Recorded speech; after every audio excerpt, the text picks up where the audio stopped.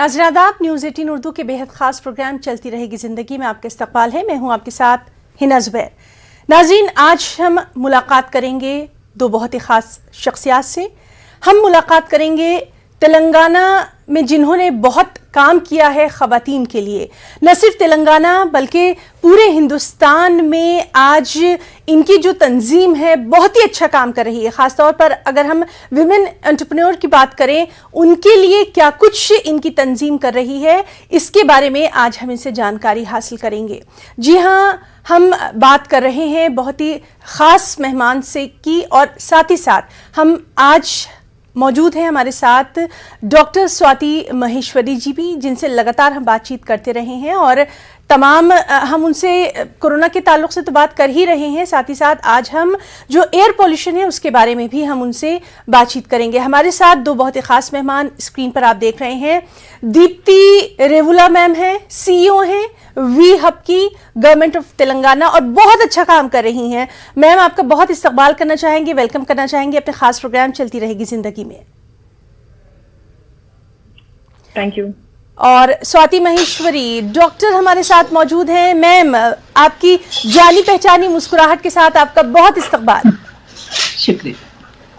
चलिए हम शुरुआत करेंगे। दीप्ति मैम, सबसे पहले हम आपसे ही जानना चाहेंगे, वी हब आजकल हम देख रहे हैं कि बहुत ज़्यादा जो विमेन एंटरप्रेन्योर हैं उनके लिए बहुत काम कर रहा है, बहुत सारी स्कीम्स भी हैं, और न सिर्फ इंडिया में बल्कि इंडिया के बाहर भी इसका काफ़ी नाम हो रहा है। थोड़ा सा हमारे नाज़रीन को बताइए। जी नमस्ते। मुझे बहुत खुशी है कि आज हम लोग इस प्लेटफॉर्म पे बात कर रहे हैं। And we have government of Telangana का एक इनिशिएटिव है, बिकॉज हमने देखा कि बहुत सारे वुमेन जो है वो एंटरप्रेन्योर्स बनना चाहती हैं, खुद के पैरों पे खड़े होकर कुछ अच्छा सा नाम कमाना चाहते हैं, एंड उनके साथ बहुत ज्यादा एम्प्लॉयमेंट क्रिएट करने का एफर्ट भी वो डाल रहे हैं। तो उन सबको सपोर्ट करने के लिए गवर्नमेंट ऑफ तेलंगाना ने वी हब को क्रिएट किया हुआ है 2018 में, एंड तब से हमने 4500 लेडीज के साथ काम किया हुआ है। एंड जो भी हम काम करते हैं उनमें हम एक चीज तो देखते हैं कि बहुत ही ज्यादा डिटर्मिनेशन है, जो बहुत ही ज्यादा पैशन है कि वो आगे आके कुछ अच्छा सा बिजनेस करे, और खुद के साथ अपने फैमिली को और अपने सोसाइटी को भी बहुत अच्छा नाम लेके आएंगे। तो इस चीज में हम लोग 3-4 चीजें बहुत ज्यादा करते हैं।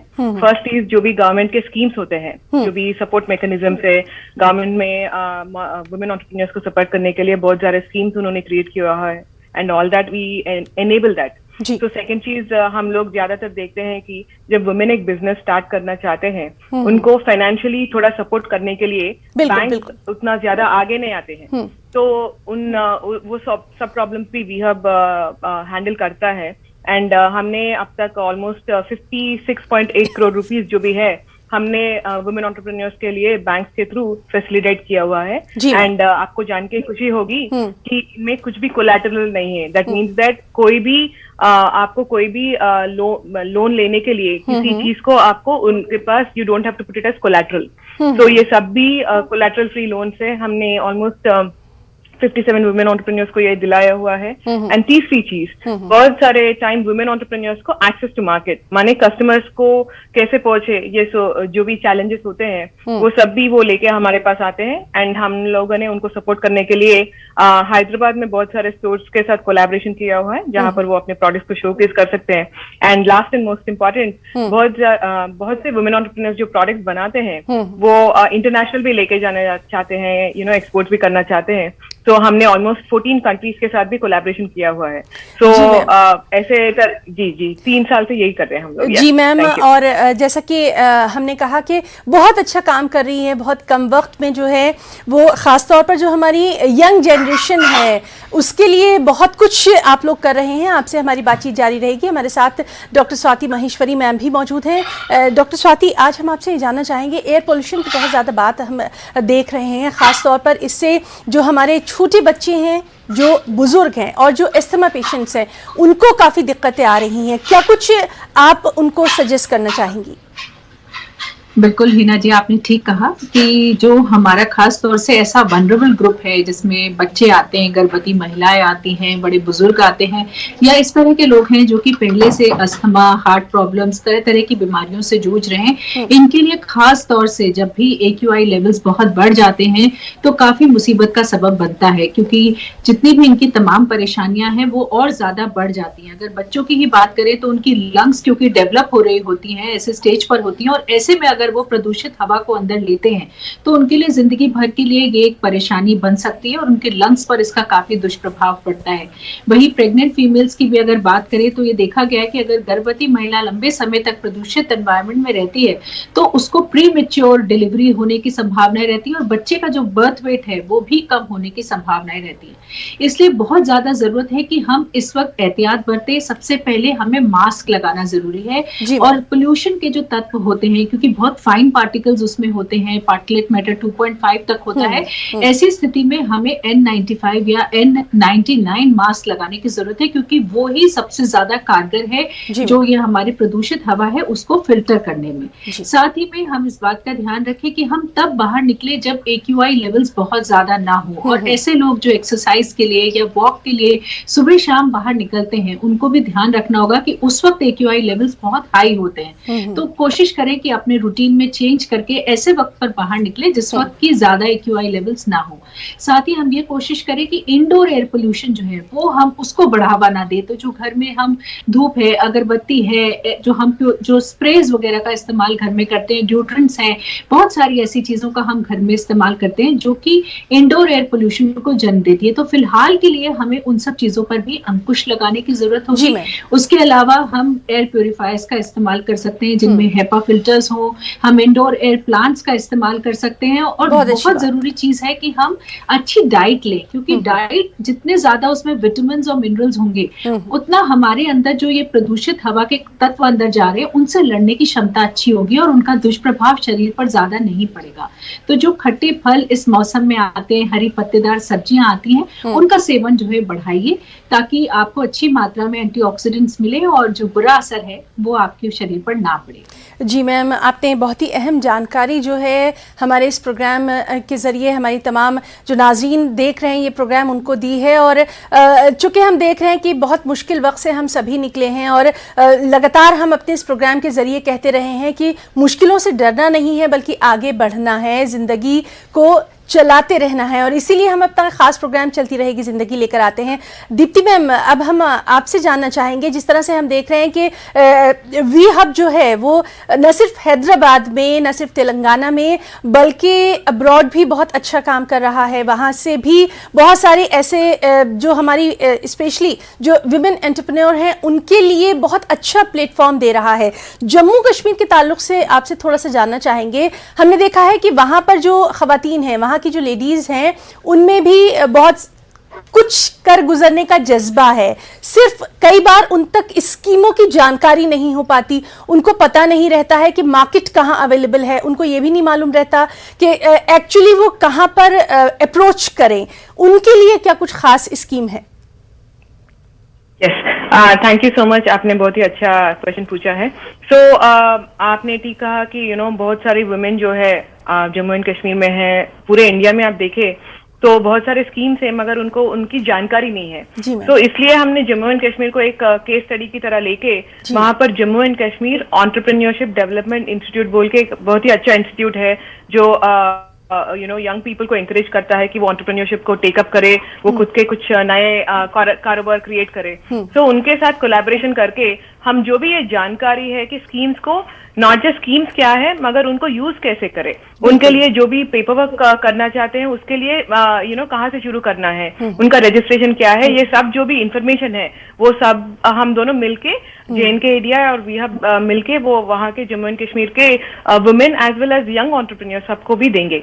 दूसरी चीज आपने बहुत ही अहम बात आपने कही है कि मार्केट एक्सेस। तो हम जब भी देखते हैं, आपने भी देखा होगा, बहुत सारे एंटरप्रेन्योर्स जो भी है वो सिर्फ हमारे एरिया तक या हमारे जिले तक या हमारे स्टेट तक ही सीमित हो जाती है। जी तो उसके कारण अगर वो एक्सपैंड करना चाहे, उनको ज्यादा मालूम नहीं होता है कि किसी और स्टेट का मार्केट कैसा है या किसी और सिटी का मार्केट क्या है। तो इसलिए भी हमने जम्मू एंड कश्मीर के साथ कोलैबोरेशन किया हुआ है कि जो भी जम्मू एंड कश्मीर के एंटरप्रेन्योर्स है वो थोड़ा हैदराबाद का और तेलंगाना और साउथ ऑफ इंडिया का मार्केट एक्सप्लोर करे और एक्सपैंड करे, और जम्मू एंड कश्मीर जो भी एंटरप्राइजेस वो क्रिएट कर रहे हैं उसको ज्यादा स्केल करके बहुत ही ज्यादा अच्छा एम्प्लॉयमेंट भी क्रिएट करे खुद से, तो कि सारा कंट्री जो आगे जा रहा है जम्मू एंड कश्मीर भी उसका एक बड़ा हिस्सा हो। तो ये एक काम हम वहाँ पर कर रहे हैं। जी मैम, और बहुत ही अच्छी बात आपने यहाँ हमारे तमाम उन लोगों तक एक जानकारी दी है जो कि कुछ करना चाहते हैं, आगे बढ़ना चाहते हैं, उनका जो अपना हुनर है उसको दुनिया के सामने लाना चाहते हैं,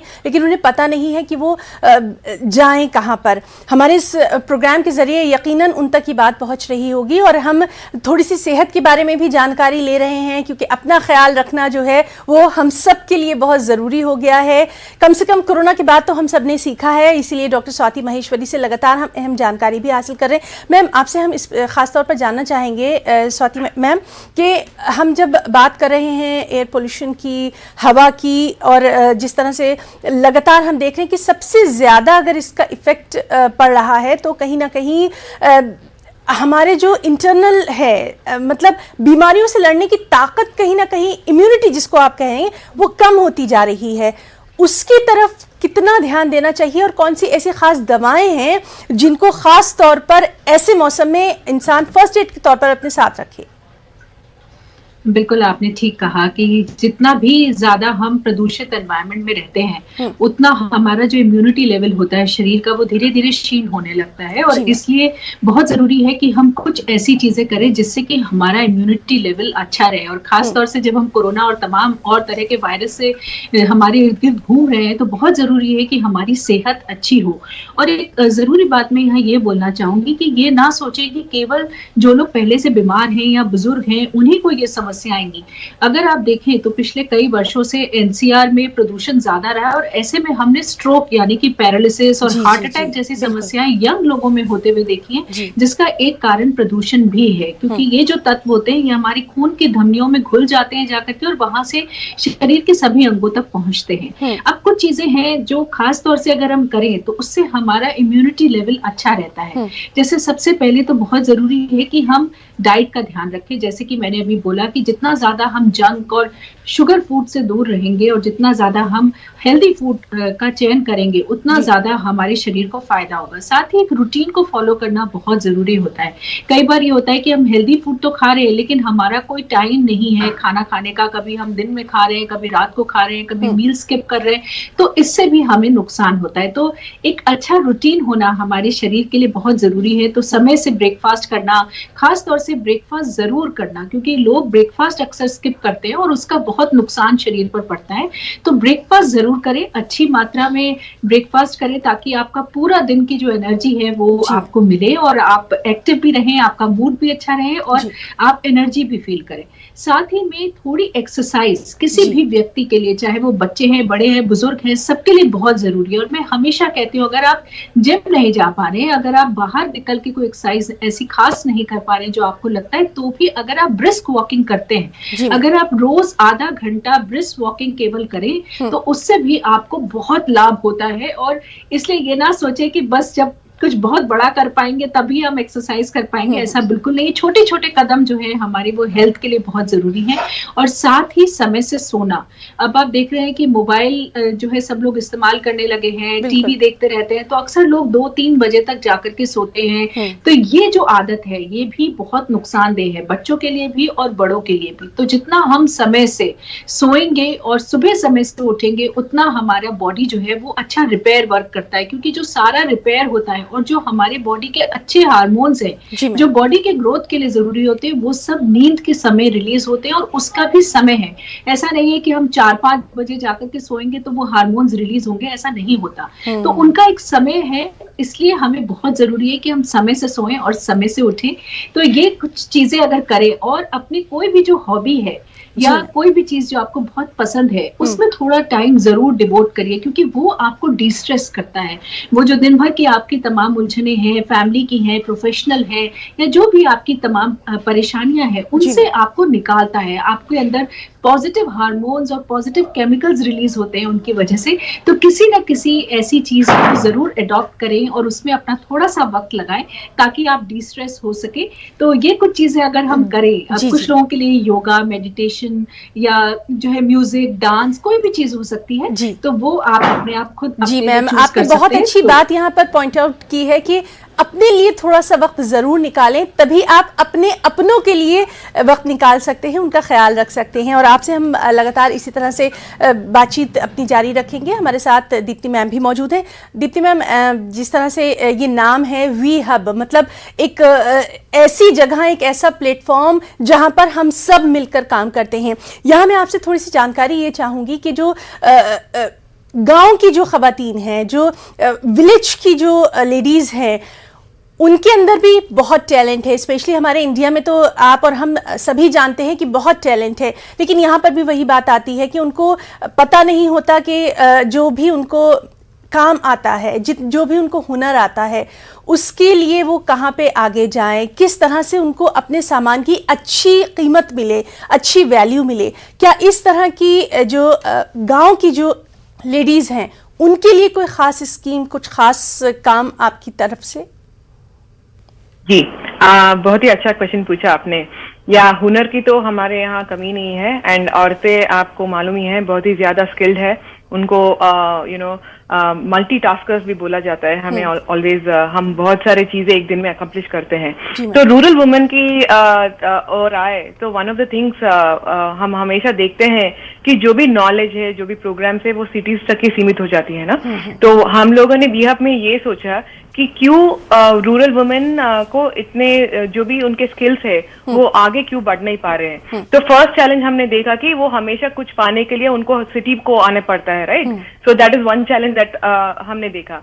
सो इसलिए हम वी हब में ये करते हैं कि वो रूरल वुमेन और विलेजेस में जो भी है वो हैदराबाद आके हमसे मिलने की जरूरत नहीं है, हम ही उनके पास जाते हैं। लेट्स टेक एग्जांपल है कि कोई डिस्ट्रिक्ट में कोई वंडरफुल वुमेन एंटरप्रेन्योर है, वो उनको हैदराबाद आने की जरूरत नहीं है। हम उनके पास जाके उनको जो भी मदद चाहिए, जो भी स्किल चाहिए, जो भी सपोर्ट चाहिए गवर्नमेंट के थ्रू, वो सब हम उनको उन्हीं के एरिया में पहुंचाते हैं। नंबर वन, उससे क्या होता है कि उनको वो जो भी उनके जो जिम्मेदारियां हैं, जो भी उनके ऑब्लिगेशन है, उनको वो छोड़ के उनको, बिकॉज मेनी टाइम्स क्या होता है कि वुमेन एंटरप्रेन्योर्स को, बिकॉज उनके फैमिली के थोड़े इक्वेशंस होते हैं, थोड़े चैलेंजेस होते हैं, उनको ओवरकम करके उनको बिजनेस करना थोड़ा मुश्किल हो जाता है। तो वो सब सॉल्व करने के लिए अगर हम ही उनके पास जाके बोलेंगे कि और उनके साथ काम करेंगे कि जो भी आपके काम है घर के वो कीजिए, उसके बाद हम जो भी है पूरा बिजनेस आपको सपोर्ट करने के लिए हम हैं। दूसरी चीज, बहुत सारे टाइम ये देखते हैं कि रूरल एंटरप्रेन्योर्स जो भी है, जो गांव की महिलाएं हैं, वो सोचते हैं कि हमने अच्छा बड़ा डिग्री नहीं किया है, हम इंग्लिश में बात कर सकते हैं, या हमारे पास ये फॉर्मल एजुकेशन नहीं है बोल के थोड़ा रुक जाते हैं। मगर वी हब में हमारे पास कोई भी ये क्राइटेरिया नहीं है कि आपको इतना पढ़ना है, आपको आपके पास इतने पैसे हो, ये सब नहीं है। क्योंकि एंटरप्रेन्योर बनने के लिए सिर्फ एक बहुत ही ज्यादा डिटर्मिनेशन और एक डिसीजन मेकिंग की मुझे ये करना है, अगर वो उनके पास कमिटमेंट है तो पूरा दूसरा जो काम है वो एंटरप्रेन्योर और हम मिलके कर सकते हैं। सो इसलिए कोई भी हो, कहीं पर से भी हो, अगर आपको कुछ बनना है, अगर आपको कुछ करना है और आपने डिसाइड कर लिया, तो प्लीज वी हब को एक मैसेज डाल दीजिए, एंड हम आपको आके आपसे मिलके खुद का एक अच्छा सा एक बिजनेस और आपको एक अच्छा एंटरप्रेन्योर बनाने के लिए हम पूरी कोशिश करेंगे। बिल्कुल मैम, और इसीलिए आपसे हमने ये खास बातचीत यहाँ रखी है ताकि ज़्यादातर जो जानकारी है वो लोगों तक पहुँच पाए। और जिस तरह से आप लगातार हमारे तमाम नाजरीन तक बहुत सारी अहम चीज़ें पहुँचा रही हैं, यकीनन उनको आने वाले वक्तों में बहुत कुछ फ़ायदा देगा। चलिए अब हम बात करना चाहेंगे, हमारे एक कॉलर हमसे कुछ पूछना चाहते हैं और उनको भी हम सुन लेते हैं कि वो क्या जानना चाहते हैं। Hello hello hello.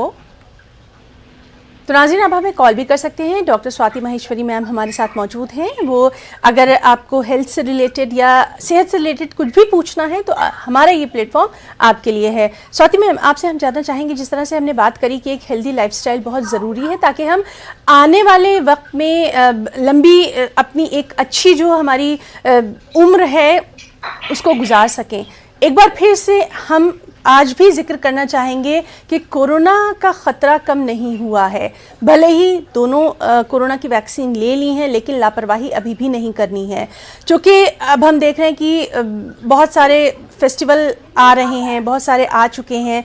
इस सब के बीच में भी कौन कौन सी अहम प्रिकॉशंस हैं जो अभी भी हमें ख़ास जिनका ख्याल रखना है?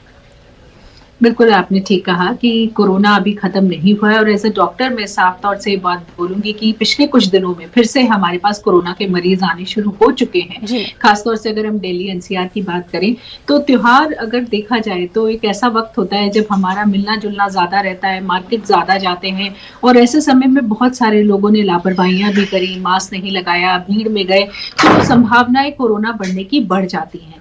एक तरफ जहां टीकाकरण का अभियान चल रहा है तेजी से, वहीं अब हम ये भी देख रहे हैं कि कई बार जो लोग वैक्सीनेटेड हैं उनमें भी संक्रमण दिख जाता है। तो जो एक ये धारणा लोगों के मन में आई कि अगर हमें वैक्सीन लग गई है तो अब हमें कोरोना नहीं होगा और हम बेधड़क निकल सकते हैं, मास्क की जरूरत नहीं है। पहली बात तो इसमें संशोधन करना बहुत ज्यादा जरूरी है कि आप अपने थॉट प्रोसेस को सही रखें कि ऐसा बिल्कुल नहीं है।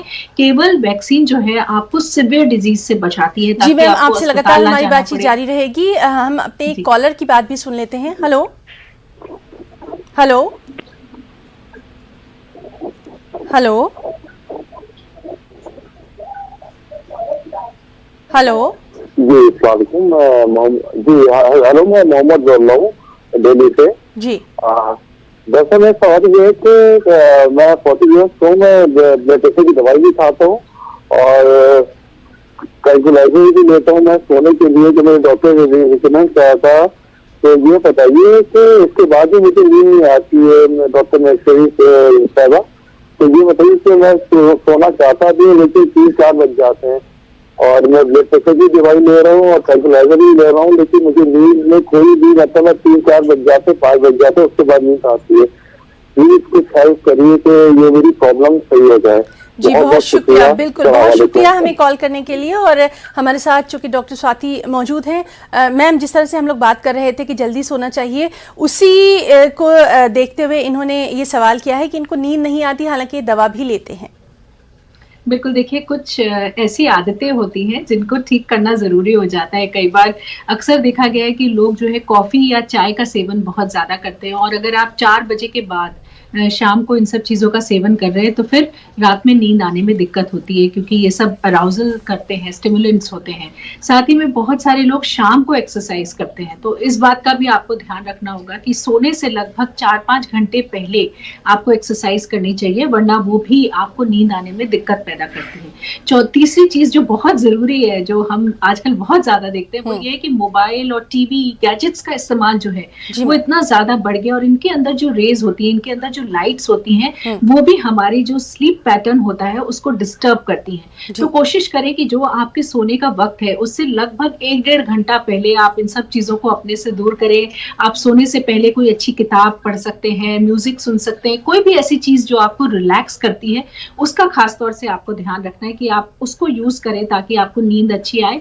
और साथ ही में कमरे की लाइट जो है वो डार्क होनी जरूरी है। अगर आपके रूम में कहीं कोई गैजेट है, उसकी जो लाइट है उसकी वजह से भी हमारी नींद में अवरोध पैदा होता है। तो ज्यादातर ये माना गया है कि या तो डार्क रूम हो या फिर जो लाइट, रेड लाइट होती है, वो हमारे नींद के प्रोसेस को एनहेंस करती है। अगर इन सब चीजों से भी आपको लाभ नहीं हो रहा है तो फिर आपको बहुत जरूरी है कि आप एक साइकोलॉजिस्ट से मिले। और नींद की गोलियां भी तरह तरह की और अलग अलग होती हैं जो कि नींद की समस्याओं से जुड़ी हुई हैं। किसी को नींद आती है लेकिन टूट जाती है, किसी को नींद आती नहीं है या छोटी नींद आती है। तो हर तरह की अलग अलग समस्या के लिए नींद की दवा है, एक ही नींद की दवा नहीं है। जी मैम, और बहुत ही अहम बात आपने यहाँ पर कही है कि बहुत सारी चीजें हैं जिनके बारे में हमें खुद पता नहीं होता, तो हमें एक्सपर्ट से जरूर कंसल्ट करना चाहिए। और काफी अहम हमारी आज की बातचीत रही है। वक्त अब हमें बिल्कुल इजाज़त नहीं देता। दीप्ति मैम, आपका भी और स्वाति मैम, आप दोनों का हमारे इस प्रोग्राम में शामिल होने के लिए, अपना इतना कीमती वक्त देने के लिए हम बहुत बहुत शुक्रिया अदा करना चाहेंगे। नाज़रीन, प्रोग्राम चलती रहेगी ज़िंदगी में आज के लिए फ़िलहाल इतना ही। हमारी पूरी टीम को दें इजाज़त। आदाब।